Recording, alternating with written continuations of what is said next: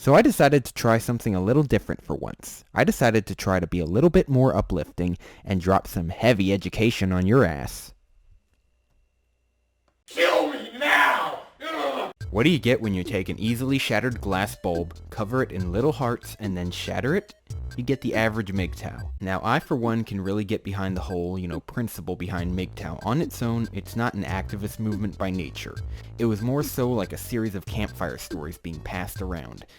Except that these stories were basically tactics from different men being passed around, like herpes, minus the burning itching.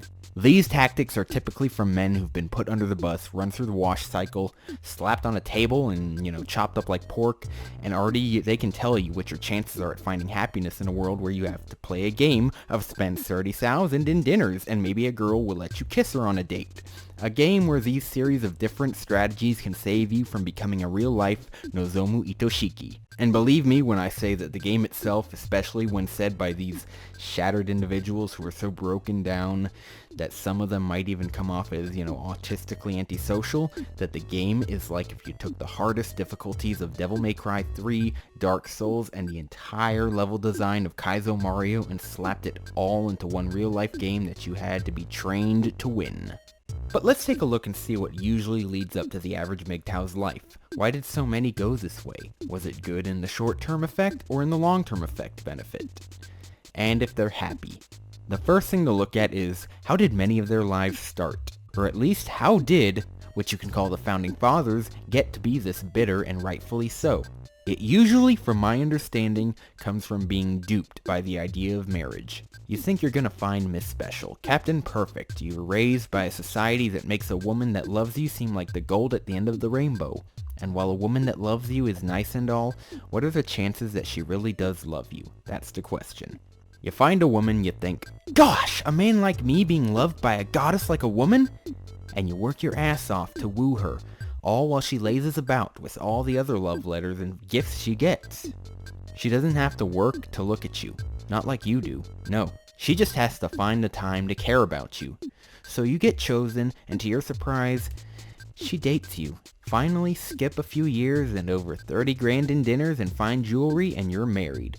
You did it. You now have 2 kids and the woman you eyed with your lazy droopy eyes all your college life, or maybe even high school life, and now you have a house.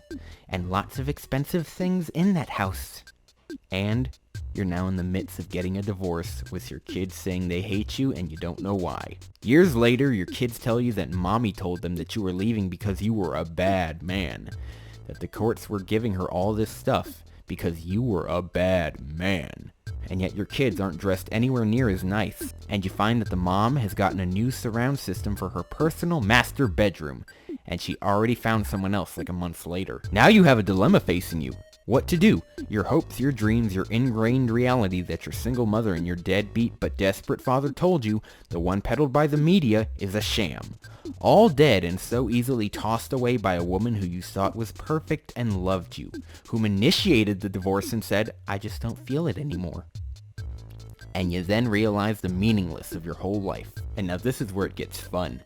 You have 3 options. You can either A, hang yourself, or something equally as morbid. B, try again thinking it will work out and somehow fool yourself that you were the problem, further solidifying the ingrained hatred of your own gender and go full Yuri fag to where the only anime you watch is Yuri fag shit.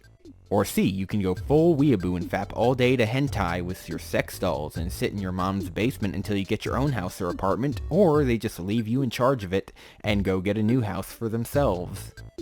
I personally suggest A, but that's only because I'm trying to trigger people and get a laugh out of some morbidly obese freaks. A lot of MGTOW, of course, choose to seclude themselves in really country-like areas. There's a lot of them that like to, live in extreme solitude.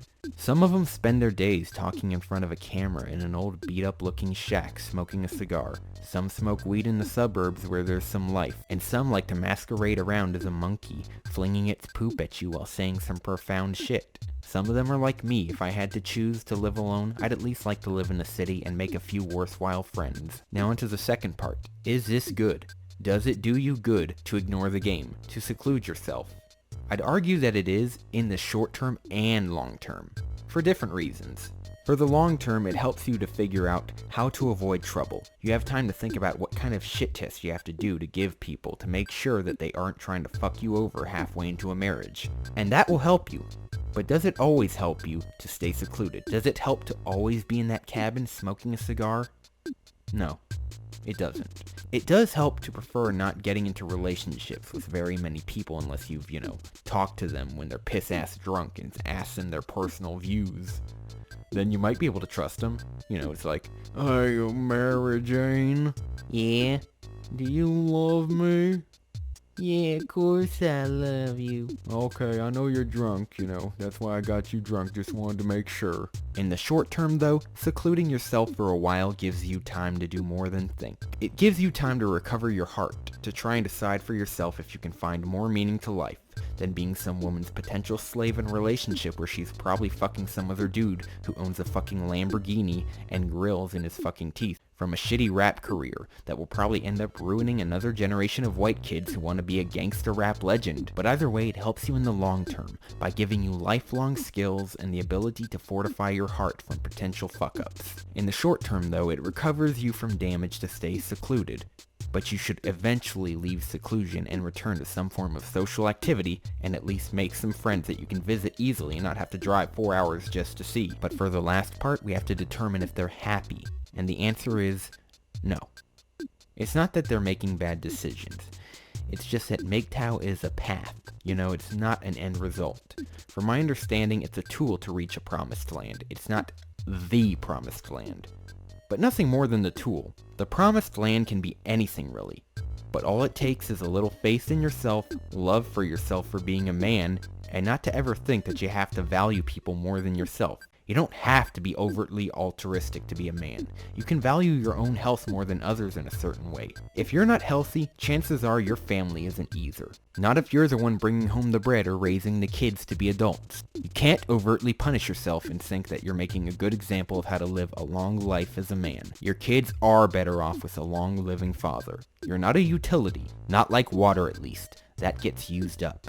You too have a life to lead. Whether it's an autistic life in your mother's basement playing games, fapping to rape hentai and getting a little fat on good food, or whether it's a life where you pay alimony while desperately trying to teach your kids not to kick you in the balls because mommy told them it would be a fun game to play, or whether it's just you sitting in a forest in a cabin, staring blankly at a wall while hitting up the biggest joint that you've ever hit up, while you think about what if little ponies come out of supernovas, and how awesome would it be if they had candy in them. You can never trust anyone more than yourself to take care of you.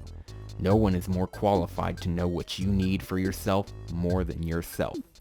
MGTOW isn't what makes you happy, it's what helps you get to what will make you happy. Nigga.